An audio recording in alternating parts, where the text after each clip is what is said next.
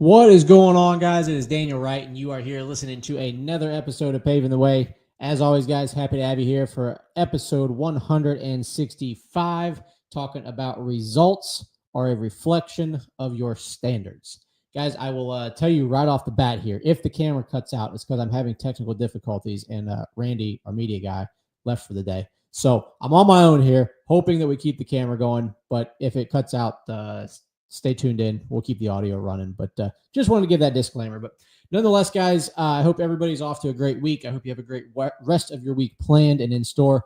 I know my week has started off hitting the ground running with a little bit of travel. Just got back to the office actually about an hour ago. So here I am getting this put out for you guys on a Tuesday evening for Wednesday morning, as always, to make sure I am staying consistent, delivering value for you. But guys, as I mentioned, we're going to be talking about your results reflect your standards. It's going to be something that is going to hit home with a few people. It's going to probably ruffle a few feathers, and it's probably going to make a few people better. So with that said, let's get started.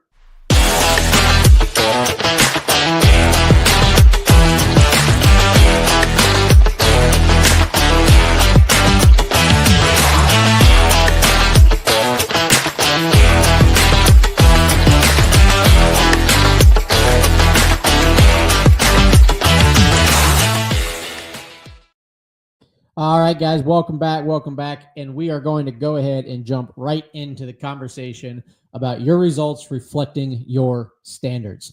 Guys, anybody who's been following along with my journey, our company's journey for any time now, you probably know, realize, and understand that we have pretty high standards. We being me as well, personally, but also we in our company at Proline. And it's just something that's been kind of on my mind lately, because as we're continuing to grow, continuing to evolve, expand our team, expand our offerings, our networks, so on and so forth, I'm having to constantly make sure that our standards are not being negotiated, right? Because there's been situations where we all of a sudden aren't getting the results that we're used to getting, or we're not seeing the same trends or the same outcomes that we're used to. And then when I take a minute to go and look back at, okay, well, what's changed, to get us to this point? A lot of times something with our standards has slipped. Now, slipping standards can be a result of many things, right? Some people, they get overwhelmed. Their businesses, their teams, themselves, they get overwhelmed. And so the standards start to slip. They say, well, I'll get to it next time, or I'll let it slide just this one time, or I won't go through this process because I've got a lot of other stuff on my plate. And so they start making the excuse that they're too busy to hold to the standards and the expectations. And therefore, when it comes time to see the results, they're falling short, right? The other reason that some people slip their standards is because they get lazy, right? They've been working hard for a long time. They've been churning them out. They've been, doing the proposals, or putting the products down, or selling the items, or, answering the phones, or whatever the tasks may be. They've been doing them for a long time, and they just start getting lazy. It's not so much that they're overwhelmed. They just don't want to take the time to continue to put in the effort of upholding the standards that were once expected of them, or that they once expected of themselves. And so another reason why people's standards start to slip that I've found is that they're not clear. They don't know exactly what the standards are. And that can come from poor leadership. Okay. So there's people who have poor leaders who don't clearly identify what the standards are, why they're important, and what kind of results are the outcome of holding to those standards. So I can tell you right now that in our company, in our daily lives, we encounter all of those things, right? Because we're humans. We're just like you. We have times, specifically in the beginning of the year, around quarter one, and around end of quarter two, beginning of quarter three or so, when budgets come out for the following year, we get very busy. So in estimating, in our sales department, we get very overwhelmed, we get very busy, and we get very covered up in estimating projects for clients. But we have to make sure, because we know that, the jobs that we win, the ones that we get awarded, that we maybe estimate in quarter one, January, February, March, if we succumb to the overwhelmingness of all the bids, all the requests, all the scopes that we have to go, assess and get put together, if we succumb to that busyness and that overwhelmingness, and we start skipping steps in our standards of our sales process, well, What happens when it comes time to go do the job?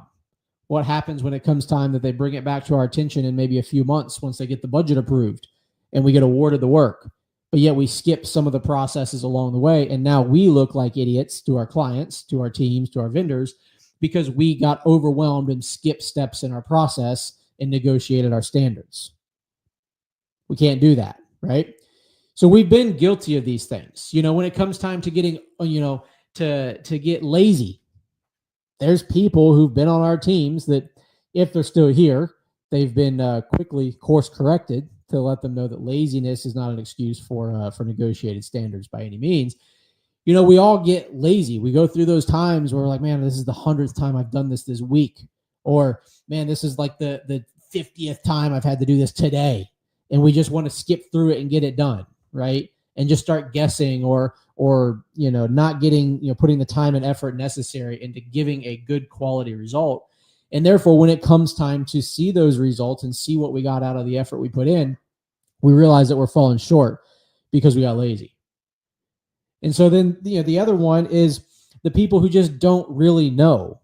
I, for one, have been guilty of it as the leader, that there's times where I have not given clear direction to what the expectations are from our team on various different tasks, whether it's in the sales department, whether it's in admin, or whether it's in marketing or out in the field in operations, right? Because as we're growing, there's times where things are changing faster than what I can relay the information to them. And so then the team members are like, well, which one are we doing?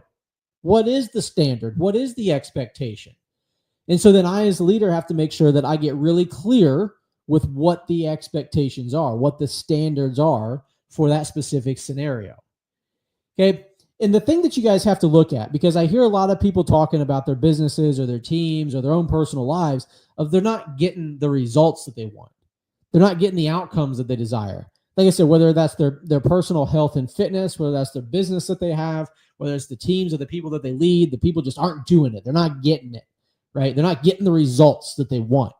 And a lot of times, my very first reaction to those individuals who are in that situation is, have you looked in the mirror? Have you looked in the mirror at yourself at what your standards are? So like I said, if it goes back to your personal health and fitness, have you looked in the mirror to see, well, how much are you actually putting in the effort when it comes time to having a dedicated nutrition or a dedicated diet? How much time and effort are you putting in at the gym or being physically active or trying to work on bettering your health and wellness for your own personal well-being? Right? Have you looked in the mirror as the leader of the team and you're telling me that your team members, your employees, your whatever it is they may be that you lead, they're just not getting it? Well, have you been clear with them? Have you set the standards and expectations that you need them to accomplish? And have you explained why those standards and expectations matter? Right? Because for someone like me, I can tell you that we have 9 years of trials and experiments and hands-on approach of knowing what works and what doesn't. So when I explain the standards and the expectations to our team members, and they might question, well, why do we have to do that way? Like, hey, great question. Let me show you the other 999 ways we've tried it and it didn't work. So make sure that you have the backing, make sure that you have the facts and the clarity to be able to provide to your team members what your expectations are and why. Okay? The and why is what drives it home for them. Because anybody can go bark out orders, bark out expectations, bark out, all the things that they think everybody else needs to do. But if you don't take the time and the consideration to explain to them why it matters, it's not going to tie it all together. As I talked about in my last episode of the how and the why equals success, you need to be clear with your team of why you're doing things the way you're doing them, why you expect things the way you expect them. Okay? And that doesn't mean that your way is the end all be all, right? If you're any kind of a decent leader, you're going to respect the opinions and the feedbacks that your team members have. Because I can tell you right now, if I'm talking with JJ, our operations manager, who's been in his role for about 5 years, if I kind of set out an expectation or a standard that I want met, and he comes back to me and says, hey, Daniel, based off of our experience and what we've been seeing, I think this is going to be the better way that we approach this, or this is how we have to do this, or this is what we need sales to do here and there. I'm going to take that information very seriously and process that to see how we can blend that in and make sure we're still getting the results that we need. It's not compromising our standards. It's making sure that we're staying abreast of what is going on, what the reality is, and what we need to be doing as a team to accomplish it. Okay. And then if you're getting to the point where you're trying to build your business and it's not getting the results that you want, it goes back to, again, are you having clear standards? Are your standards high enough? Are they actually pushing you to be better than your competition? Because I can tell you right now that our standards at our company, when it comes to line striping, right? Everybody's probably seen it before in a parking lot where the handicap parking is.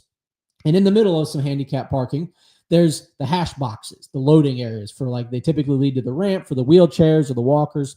Okay. On those boxes for the hash boxes, there's a spot where the lines intersect and they come to a nice 90-degree angle.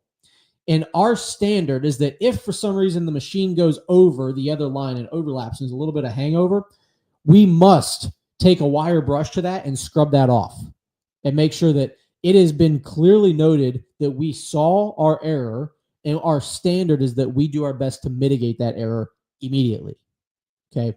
Now, is this, for all the people who want to call me out on crap, does that mean we're perfect every time? No. All right. We are humans, like I mentioned before, but our standard is that that's how we handle that. And so therefore, when we handle those finite details to that level, the results that we get are what? A very satisfied client, a nice Google review, a referral, an invite back to their property when they need the next project done. Okay, it's all those little things that add up out in the field that we have high standards for, that we make sure that we're delivering a quality result. We have high standards for how we onboard a client. We have high standards for how we propose a project to a client, down to the details we put on the maps, the aerial views, the scopes. Okay, so my question to you, the business owners and the business leaders, what are your standards for your team when it comes to delivering the product, service, or whatever it might be to your client? What are the standards for you as the leader for when it comes to delivering your expectations to your team, to delivering those standards to your team? How clear do you expect yourself to be? How much ownership do you make yourself have? Okay. And for you as the person who's trying to get the better results for your own physical health, well-being, what are the standards that you have? Have you actually taken time to iron out what it needs to look like for you to get the results that you desire? Because I can tell you right now that in any of those three scenarios, if you're not getting the results that you desire, you do not have high enough standards. And if you believe that you have high enough standards, you are not consistent enough in reinforcing them. So that's my challenge to you guys this week, is look at the different areas in your life where you're not getting the results that you want. Okay. And I could go down a whole rabbit hole of, like, marriage and relationships and friendships. And you can put this in any part of your life. What are some areas that you're not getting the results that you want? And what are the standards that you have for those areas? That's the question to ask yourself. And if you can't figure that out, look at the areas that you're winning in life. Look at the positives, the optimistic sides of it, and figure out what areas are you getting all the results that you want to get. But then take a moment and look at the standards that you have to get those results. Because I can tell you right now that every single time I've encountered a situation where the results are not what they need to be, there is one area or another that the standards are not set high enough, or they're not being held to. So I challenge you to take a look at yourself, your business, your team, whatever it might be this week, and see what areas you need to maybe raise or reinforce the standards that you have to get the results that you desire. As always, guys, I hope this was beneficial to somebody out there somewhere. If it was, please drop a like, comment, share, send it to somebody, or give me some hate mail. I don't really care. But if you want to see the proof of where we have our standards, follow along over on YouTube at our Proline page. Like I say every week, Randy does a killer job at making sure that you guys stay informed and up to date on what kind of projects we got going on, what kind of people we got in the field, and what kind of standards and expectations we hold ourselves to. As always, guys, I appreciate you tuning in. I'm always here for you if you need anything. I've got an open door, so give me a call, shoot me a text, send me a carrier pigeon, whatever it is. I look forward